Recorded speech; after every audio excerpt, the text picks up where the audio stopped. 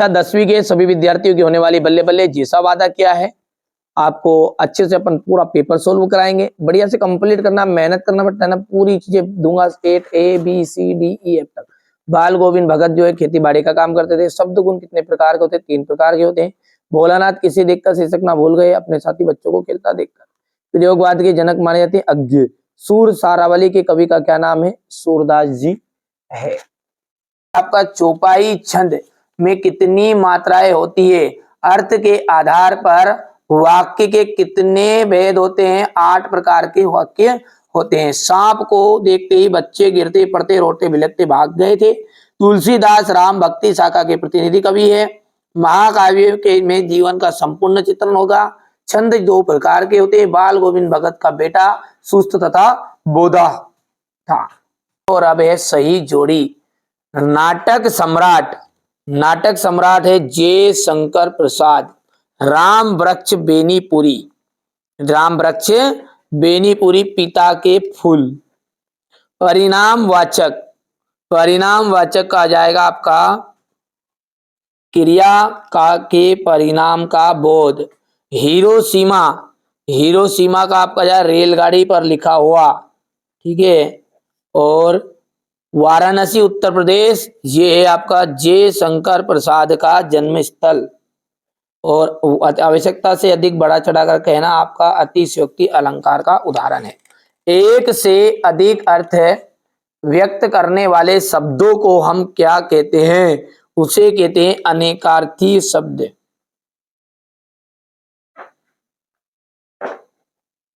अनेकार्थीय शब्द। लोकोक्ति या कहावत किसे कहते हैं? ऐसा कथन जो विशेष अर्थ होता है। ऐसा कथन जिसका विशेष अर्थ होता है। जिसका विशेष अर्थ होता है, ठीक है। ड्राइवर कम गाइड का नाम क्या था? जितेन नारगे, ठीक है। यहां पर हो जाएगा जितेन नारगे। शिव का धनुष किसने तोड़ा था? राम ने। भयानक रस का स्थायी भाव था भेय। और हजारी प्रसाद द्विवेदी जो है वो छायावाद के लेखक है। हो गया भैया। चलिए आगे बढ़ते हैं और अगला देखते हैं। राम पढ़ता है, क्या ये प्रश्नवाचक वाक्य है? तो ये आपका असत्य रहेगा। सारे देश की आस्थाएं और अंधविश्वास एक से नहीं है, ये भी आपका असत्य है, किताब में बताया गया है ना। हिरोशिमा में परमाणु बम गिरा था, सत्य, ठीक है। निराला बादलों को रिमझिम बरसने के लिए कह रहा है। अरे गज गज के बदलने की बोल रहा हो तो आ जाओ तोड़ ताड़ दो 2 डंडा, ये कह रहा था। चौपाई छंद में 24 मात्राएं होती है, तो ये आपका असत्य रहेगा, ठीक है। और ये बाल गोविंद भगत जो ग्रस्त नहीं थे, ये भी आपका असत्य रहने वाला है। चलिए आगे बढ़ते हैं और अब यहाँ से देखिए ये सारे क्वेश्चन है ना आपको 2 या 3 दिन के अंदर अंदर मिल जाएंगे। यदि आप बाद में वीडियो देख रहे हैं तो जब तक तो डाल चुका होगा, एक बार प्लेलिस्ट को चेकआउट कर लीजिए। बच्चे लिख रहे हैं कोचिंग में, जैसे लिखा जाएगा ना तुरंत आपके लिए यहाँ पर वीडियो बना दूंगा।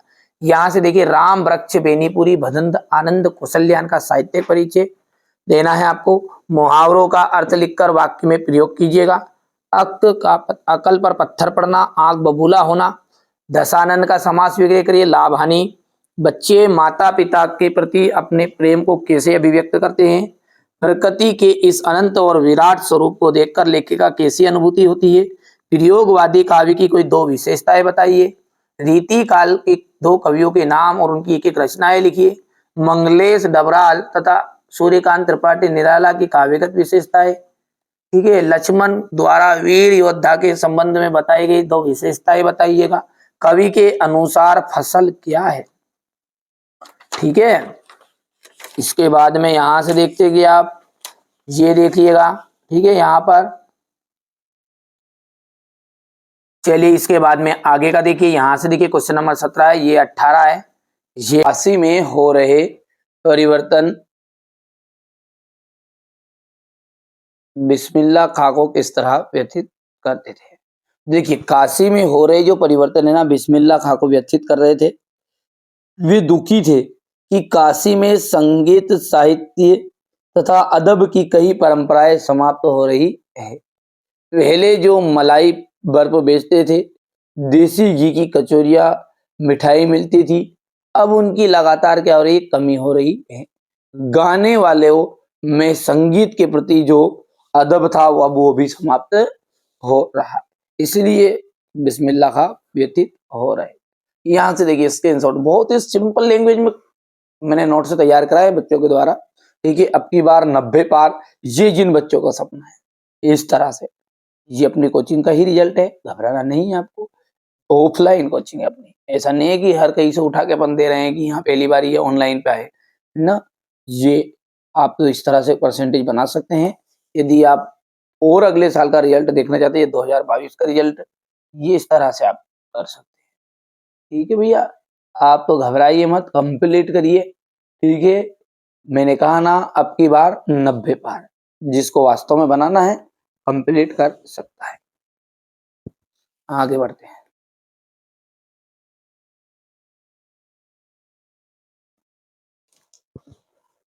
लेखिका मन्नू भंडारी के व्यक्तिगत पर किन किन व्यक्तियों का किस रूप में प्रभाव पड़ा? तो लेखिका मन्नू भंडारी को दो व्यक्तियों ने विशेष रूप से प्रभावित किया। एक तो उनके पिता, दूसरे उनकी शिक्षिका शीला अग्रवाल।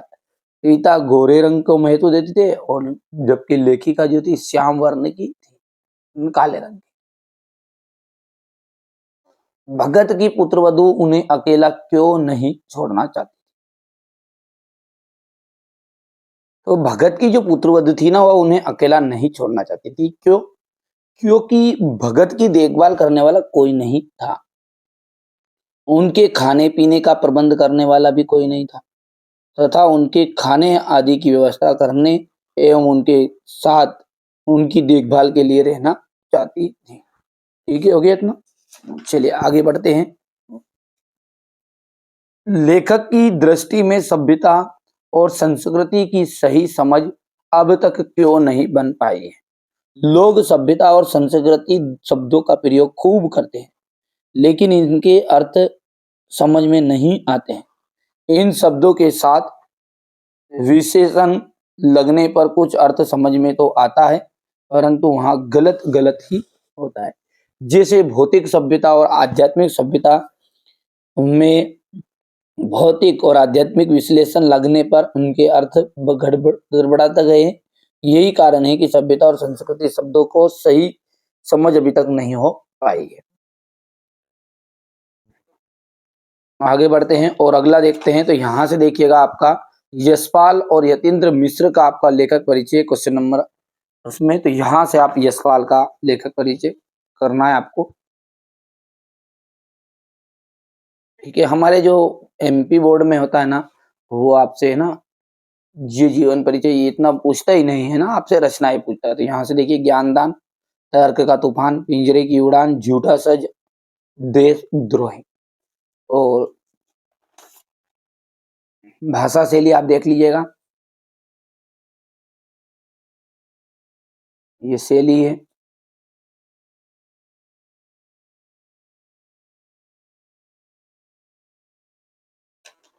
साहित्य में स्थान।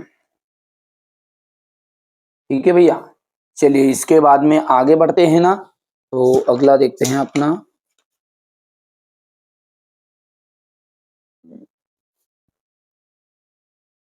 ये क्वेश्चन नंबर 9 है।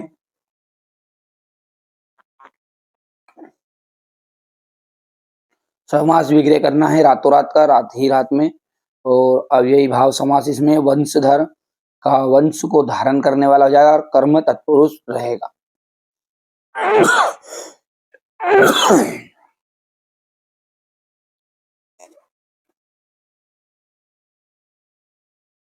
इस तरीके से आप है ना, ये बहुत ही शॉर्टकट तरीके से मैंने लिखवा लिए हैं बच्चों के द्वारा, ताकि आपको कम समय में पूरी जानकारी मिल जाए।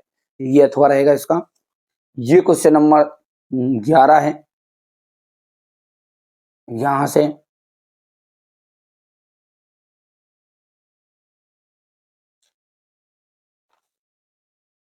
यदि हम बात करें आगे की क्वेश्चन नंबर 12 की, तो जयशंकर प्रसाद का है क्वेश्चन नंबर 12 में आपका। तो ये आप जीवन परिचय का स्क्रीनशॉट लीजिए फटाफट से।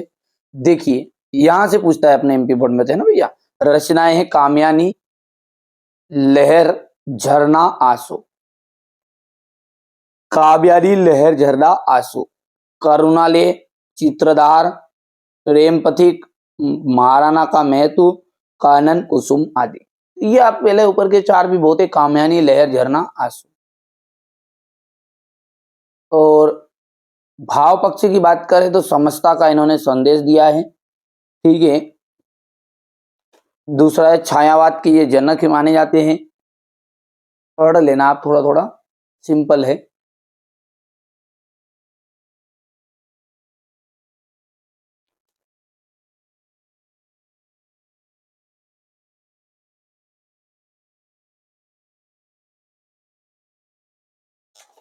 और साहित्य में स्थानीय, ठीक है।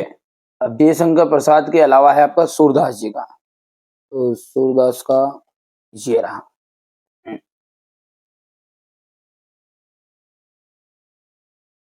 हो गया। इसके बाद में ये यहाँ से रचना है, देखिए, सुरसागर, सुरसारावली, साहित्य लहरी। भाव पक्ष की बात करें तो ये देख लीजिए, भाव पक्ष में हो गया। कला पक्ष ये है आपका, और साहित्य में स्थान। चलिए, तो अब क्वेश्चन नंबर जो 13 है, उसमें क्या है आपका, आत्मकथा सुनाने के संदर्भ में कभी कभी कभी समय भी नहीं हुआ, कभी ऐसा क्यों कहता है।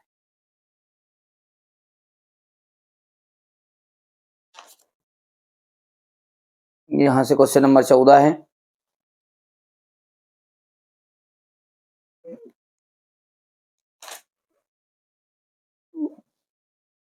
क्वेश्चन 15,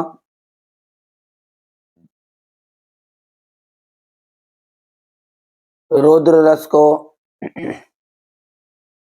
का उदाहरण आपको बता देना है, यहाँ से लिख लेना है। बच्चों ने नहीं लिख पाए तो ये प्रश्न आप कर लेना, कंप्लीट मिल जाता है वैसे तो। चौपाई छंद की परिभाषा, अतिशयोक्ति अलंकार की परिभाषा,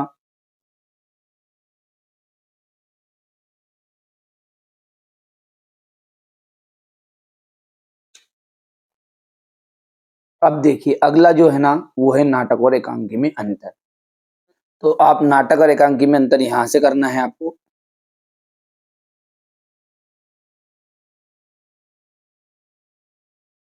ठीक है, ये बढ़िया से कंप्लीट करना भैया, है ना। चलिए इसके बाद में आगे बढ़ते हैं, और अगला क्या है, गद्य इसे कहते हैं। संदर्भ प्रसंग व्याख्या है क्वेश्चन नंबर 18 से। तो ये क्वेश्चन नंबर 18 से पहले तो आप पेपर में स्क्रीनशॉट ले लो अच्छे से। ये यहाँ से ये क्वेश्चन नंबर 19, ये क्वेश्चन नंबर 20 आपका रहने वाला है। ये क्वेश्चन नंबर 21, 22 और ये 23 हो गया। चलिए, तो ये अपन यहाँ पर देखते हैं क्वेश्चन नंबर 18। संदर्भ है ये, प्रसंग और व्याख्या।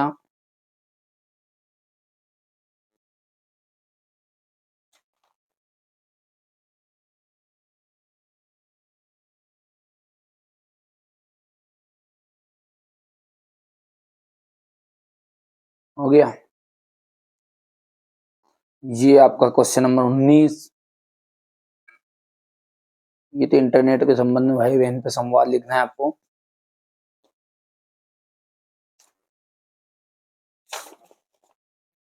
यहाँ से आप देख सकते क्वेश्चन नंबर 20 वाला जो अभी था,